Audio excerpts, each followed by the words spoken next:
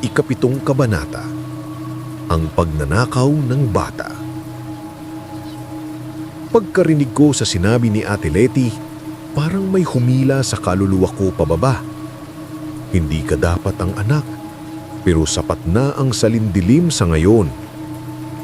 Hindi yun normal na panaginip, hindi yun basta guni-guni lang ng isang buntis. At kung totoo ang lahat na nakita ko't nabasa, ibig sabihin, ang halimaw ay hindi lang dumadalaw. Naghahanap siya ng tagapagmana. Buong araw, tahimik ang bahay, pero mabigat ang pakiramdam. Kahit anong gawin ko, kumain, magwalis, mag-igib, pakiramdam ko may nakasunod sa akin. Yung parang anino sa likod mo na hindi mo masulyapan, pero alam mong nanriyan. Nang dumilim, lalo akong naging alerto. Inilatag ko ulit ang tingting. Naglagay ako ng asin sa mga gilid ng bintana. Mula sa altar ni Lola, kinuha ko rin yung orasyong nakalagay sa bote ng langis at ipinahid sa mga poste ng bahay. Tila ba pinaghahandaan ko na ang hindi naiiwasan. Hating gabi, nagising ako sa ungol ni Ate Letty. Kuya, patakbo akong lumapit. Naniinginig siya, nakahawak sa tiyan. Pawis na pawis. Ate, okay ka lang? Hindi, may sumisiksik sa loob. Napatingin ako sa tiyan niya. Kumakadyot ng matindi. Hindi parang normal na galaw ng sanggol. Parang may sumusundot mula sa loob.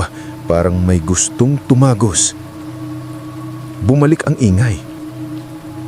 Tik, tik, tik. Hindi na sa bubong, sa pader na. Sumilip ako sa labas. Walang tao. Pero ang anino sa pader, hindi sa amin. Matangkad, manipis, mahaba ang dila nakalaylay sa lupa, gumagalaw paakyat. Bigla kong nakita. Tumagos siya sa dingding. Hindi literal na pumasok. Parang usok. Parang anino. At bago ko pa maharap, nasa tabi ko na siya. Tumigil ang oras. Ang ilaw sa kisame ng hina, bumaba ang tunog ng electric fan, pati ungol ni ate tila na mute. Ang tiktik ngayon ay buo na sa harap ko. At wala siyang mata, pero nakatingin siya diretso sa tiyan ng ate ko. Tumingin siya sa akin. Isalin mo sa akin ang laman. Nanigas ang katawan ko. Hindi para sa akin, kundi para sa kaligtasan niya. Tinuturo niya si ate. Buhay ang anak, pero hindi ang kaluluwa. Kundi isalin, magiging sidsilan. Kundi isalin, magiging anino rin siya. Hindi, sagot ko halos pabulong. Hindi mo siya kukunin. Kung hindi mo siya ibibigay, ako ang kukuha. Tapos lumusob siya. Agad kong hinataw ng tingting na may ukit ang hangin sa harap niya.